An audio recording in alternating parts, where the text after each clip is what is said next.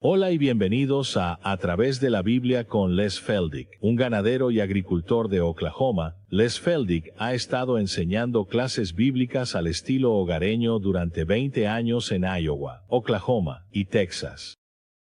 El estilo único de enseñanza bíblica de Les Feldick hace que los libros de la Biblia vivan. Cuando les enseña, la gente dice que el tiempo vuela. Y ahora, aquí está Les Feldick. Está bien, listos para otra sesión de 30 minutos y vamos a continuar justo donde lo dejamos al final de nuestro último programa, Mateo 24. Y mientras lo buscan aquí en el estudio, nuevamente queremos dar la bienvenida a nuestra audiencia televisiva y cuánto apreciamos, no tienen idea de cuánto apreciamos sus llamadas telefónicas y sus cartas de aliento, así como su ayuda financiera, porque después de todo esto requiere dinero. Pero dije desde el principio que nunca lo pediré. No voy a suplicar por ello, pero el Señor ha estado proveyendo y quiero que todos sepan en mis clases, así como en la televisión, cuánto agradecemos al Señor por eso. Recuerden siempre que todos los programas están disponibles en videotape y ahora tenemos libro número 5 y 6 listos para enviar. Así que si solo nos llaman o nos escriben, haremos toda esa información disponible para ustedes. Ahora para aquellos aquí en el estudio, volvamos justo donde lo dejamos, a Mateo 24.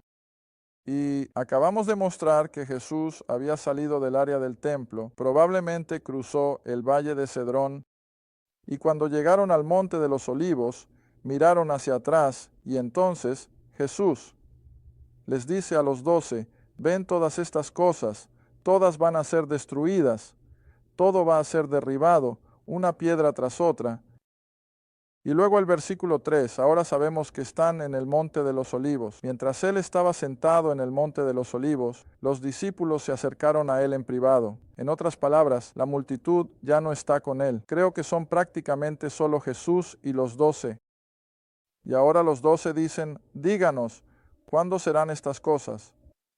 Esa es la pregunta que abre la profecía. La profecía siempre está mirando lo que viene en el futuro. Y así los 12 están preguntando lo mismo. Ahora, ¿cuál será la señal de tu venida y del fin de la era? Ahora, lo que tenemos que entender es que a lo largo del Antiguo Testamento lo he puesto en la pizarra antes, pero tal vez pueda ponerlo de nuevo. Los rabinos del Antiguo Testamento y aquellos que estaban involucrados en el estudio de los profetas, etc., entendían los dos aspectos de un Mesías venidero. De hecho, leí no hace mucho tiempo, y nunca había leído esto antes, que algunos de los rabinos pensaban que habría dos Mesías. Uno que cumpliría la promesa de ser el rey y establecer el reino, y luego el pensamiento paralelo, como he dicho antes, a lo largo del Antiguo Testamento, era esta idea de un Salvador, sufriente. Ahora la palabra Salvador, por supuesto, es Jesús, y ese nombre Jesús es de donde obtenemos el nombre Jesús, porque Él salvará al pueblo de sus pecados. Así que lo que realmente pensaban algunos de ellos era que habría un Mesías para cumplir esto y un Mesías para cumplir esto. Ahora, creo que la mayoría de ustedes probablemente han escuchado la ilustración. Creo que incluso la he usado, quizás incluso en el programa, que estos judíos, los rabinos y eruditos estaban mirando estas profecías de un rey venidero y un reino, pero también de un Salvador venidero. Pero no podían ver ningún período de tiempo entre ellos, y a medida que te acercas a una cordillera, desde una dirección a otra, y si por casualidad la cordillera en la distancia más lejana fuera la más alta, al acercarte no podrías decirlo, pero que todos eran parte de una misma cordillera. Creo que probablemente has experimentado eso. Sé que nosotros lo hemos hecho. Y así es como veían muchas de estas cosas. Veían un aspecto de la profecía. Vieron el otro, pero no pudieron diferenciar que habría 2000 años de tiempo entre ellos. Y por eso he dicho todo el tiempo que no podían, porque Dios no había revelado que iba a haber casi 2000 años entre su primera venida y su segunda, que por supuesto ahora sabemos que hubo, que de su aparición como primero y principal para ser el rey y ofrecer el reino, termina siendo el Salvador sufriente. Ahora, por supuesto, ha habido 1900 y algunos años entre el cumplimiento de este y ahora este todavía es futuro. Pero ven, no podían calcular eso. Creo que tal vez hemos mirado, y no siempre puedo recordar lo que he usado aquí en televisión y lo que he usado en mis clases. Mantén tu mano aquí en Mateo y ve hasta la pequeña carta de Pedro, sus pequeñas epístolas, al final de tu Nuevo Testamento.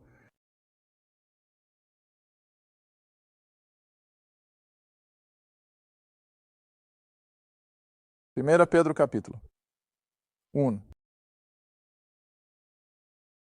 Creo que me refería a ellos hace algún tiempo, pero nuevo, supongo que no está de más repetirlo, porque sé que no lo he hecho más de una vez. Aquí en 1 Pedro capítulo 1, comenzando en el versículo 10, donde Pedro escribe, de la cual salvación los profetas, es decir, los escritores del Antiguo Testamento, han indagado y buscado diligentemente, que profetizaron de la gracia que debería venir a ustedes. Ahora, eso es lo que es la profecía, recuerden. Ellos estaban anunciando lo que vendría en el futuro, pero también estaban buscando qué o qué tipo de tiempo el Espíritu de Cristo que estaba en ellos. Mientras escribían por inspiración, recuerden que así como estos escritores del Antiguo Testamento escribieron por inspiración, ¿recuerdan cuál fue la respuesta de Daniel al final de su libro? ¿Qué dijo Daniel? Señor, ¿cuál es el significado de todo esto? ¿Recuerdan? ¿Y cuál fue la respuesta del Señor? Cierra el libro, Daniel.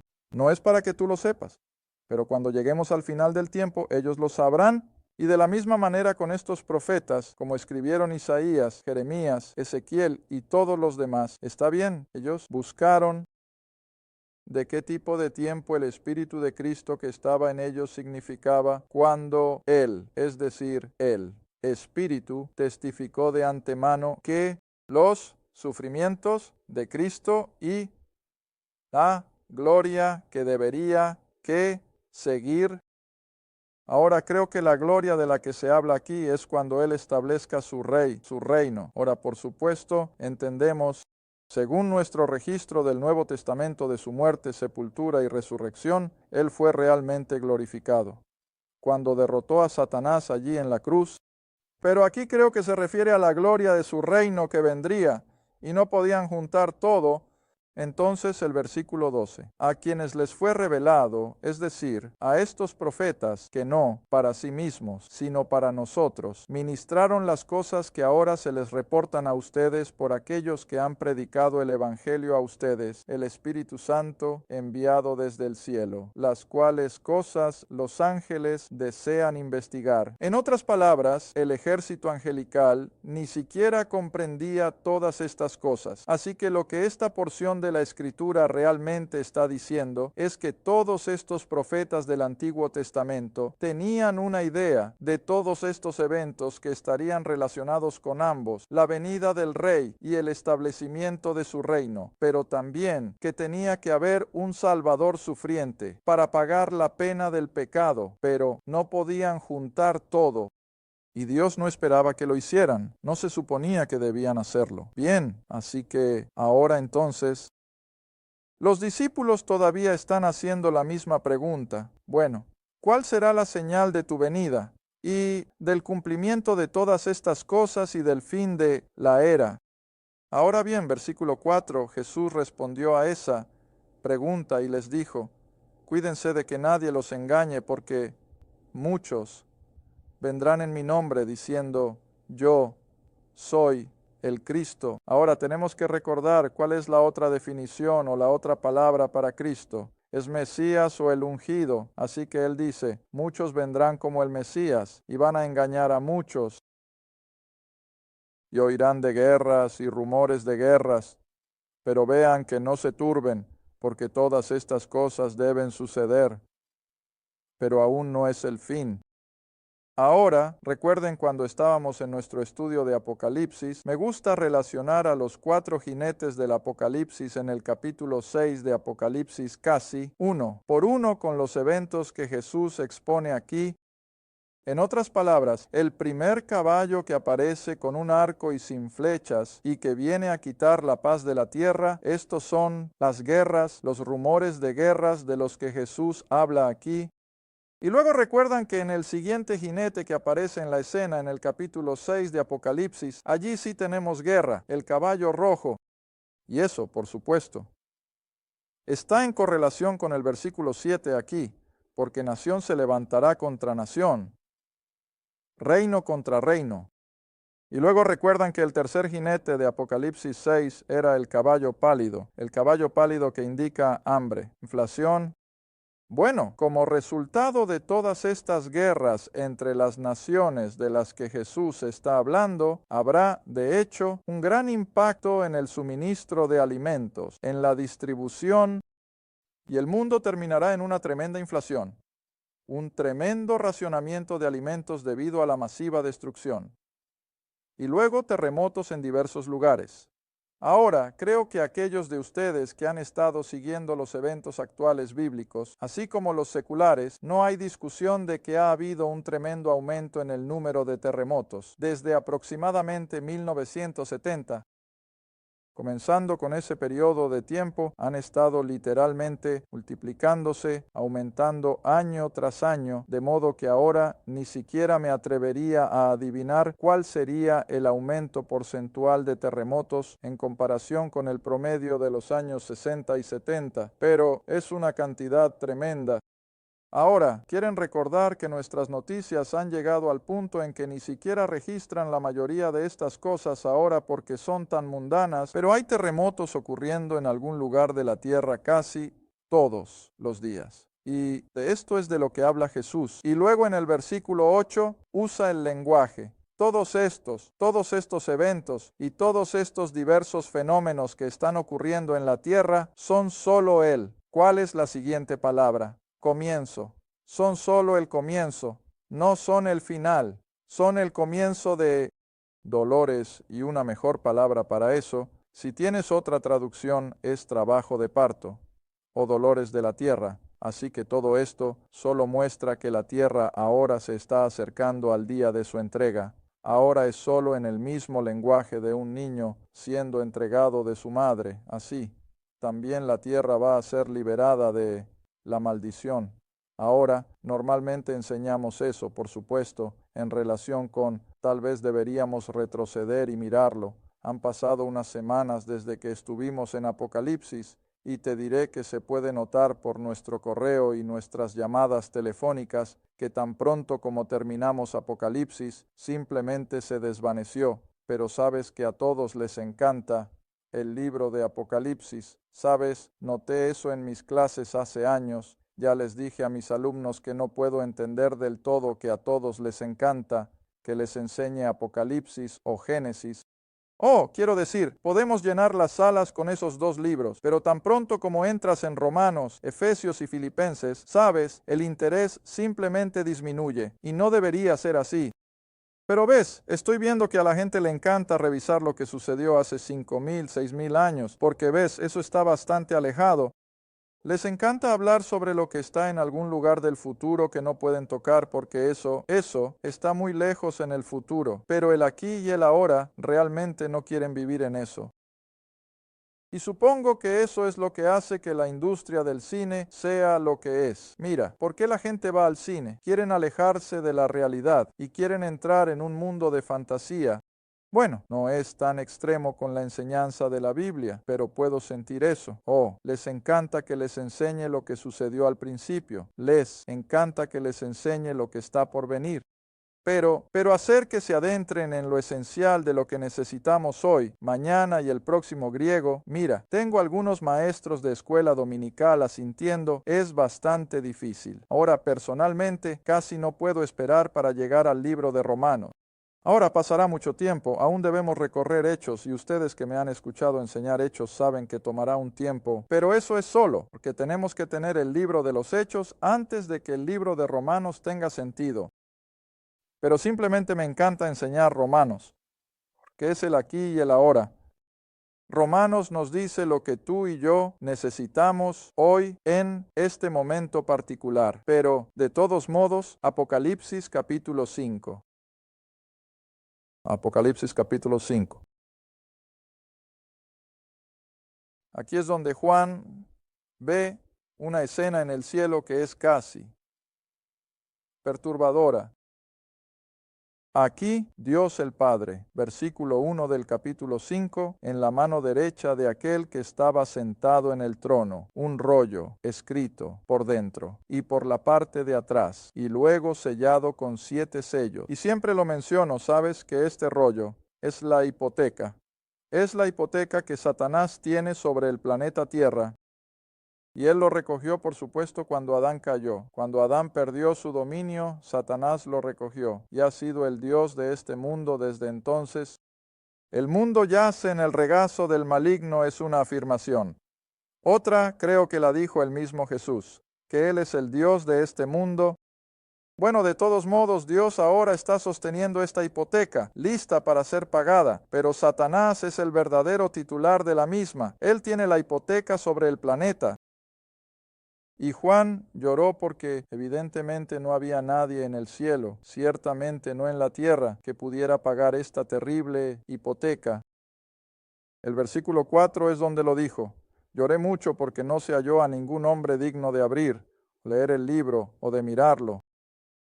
Y luego en el versículo 5, uno de los ancianos me dijo, no llores, he aquí el león de la tribu de Judá, la raíz de David. Él ha prevalecido para abrir el libro o el rollo y desatar los 7 sellos de él.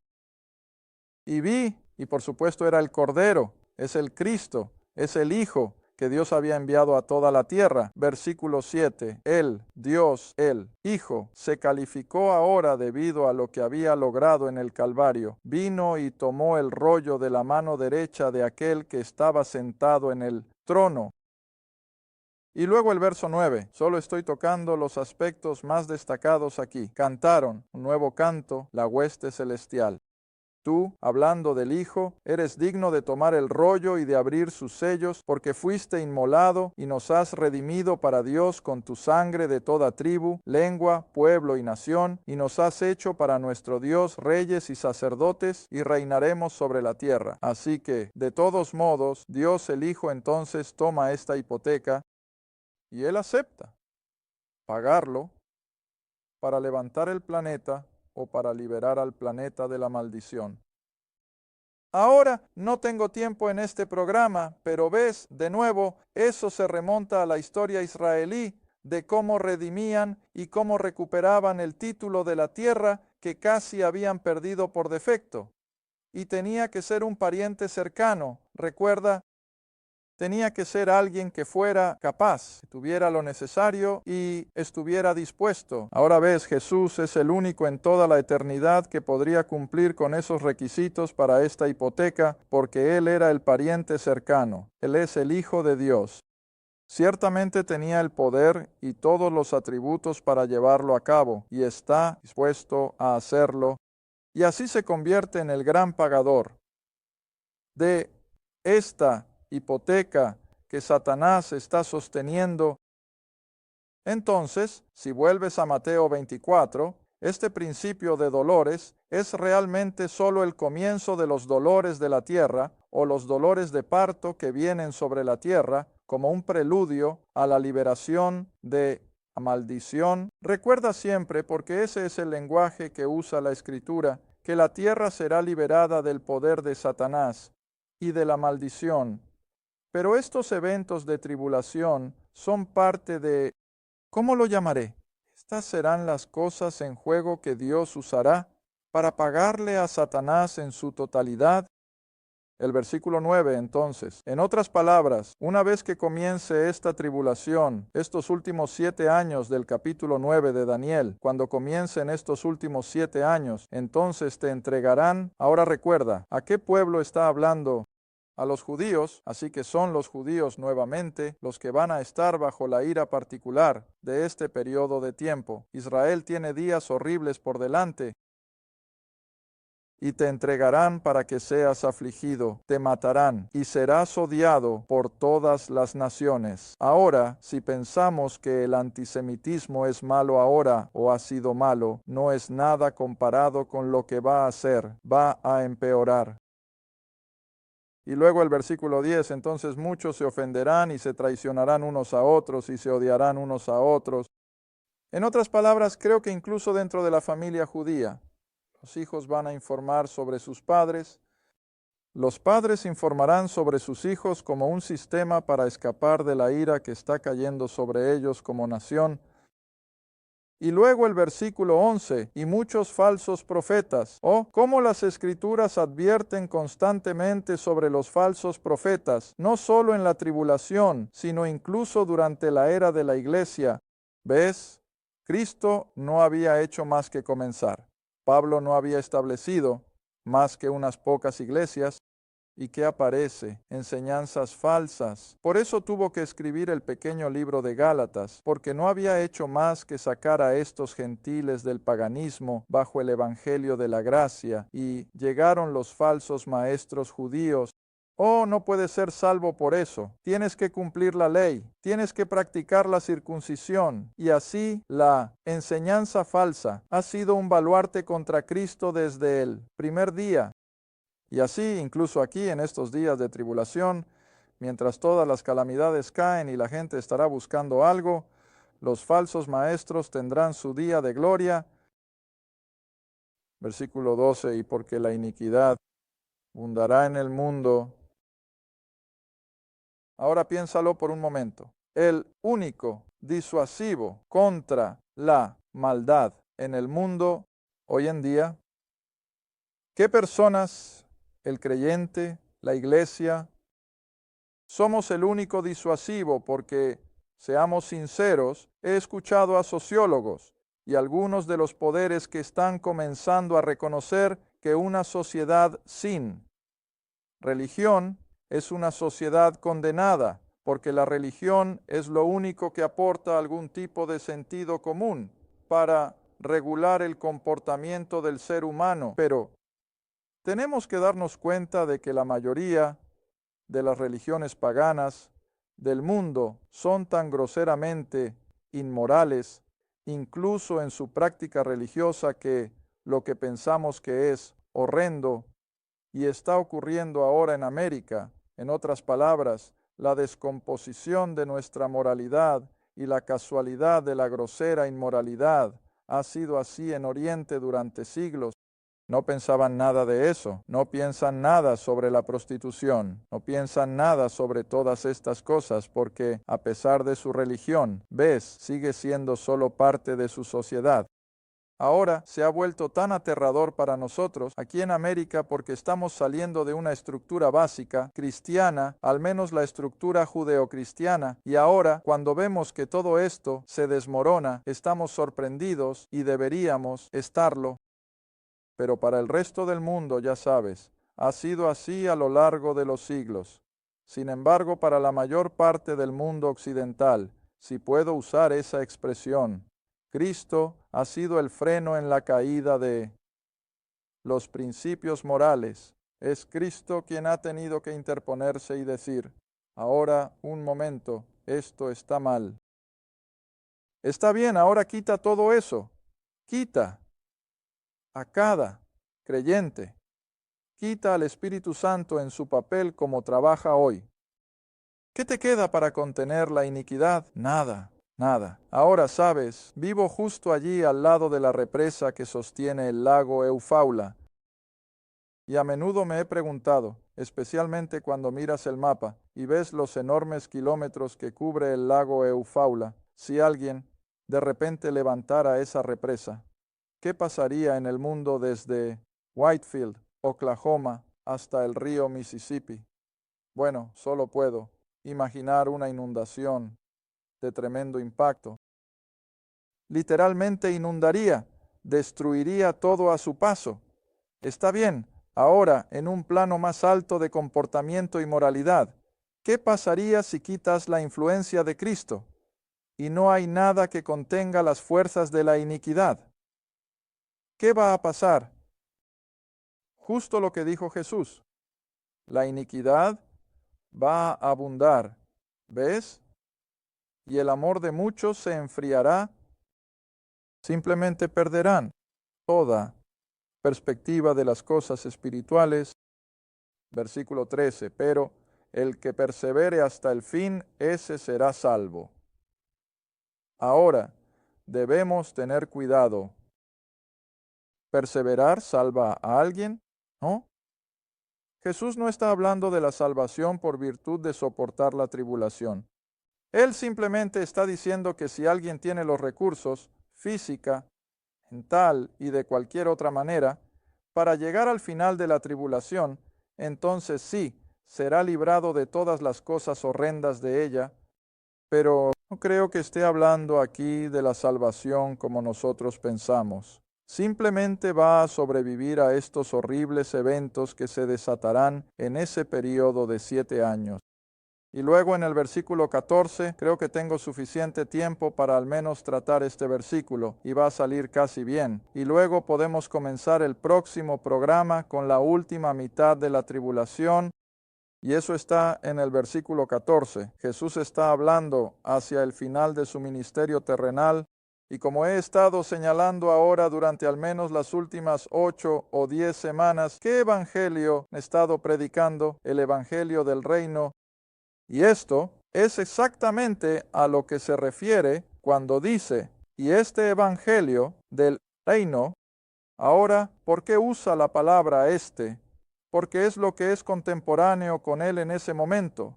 Y así, ese evangelio del reino, que él llama este, será predicado en todo el mundo como testimonio a todas las naciones, y entonces vendrá el fin.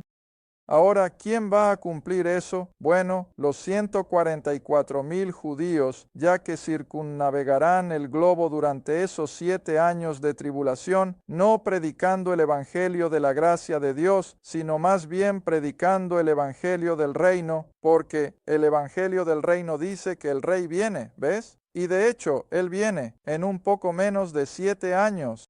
Y así muchas personas bien intencionadas han torcido totalmente este versículo como si tuviéramos que llevar el evangelio a cada nación en la tierra y luego, cuando eso suceda, Cristo vendrá. Bueno, eso no es lo que significa, no es que no debamos difundir el evangelio, pero si no fuera por eso, no estaría aquí. Pero no es el evangelio del reino que estamos proclamando, sino que Jesús dijo que en este día futuro del que está hablando, este periodo de 7 años, estos 144,000 judíos estarán predicando el evangelio del reino y van a tener éxito en tocar a cada nación, tribu y lengua antes de que Cristo regrese.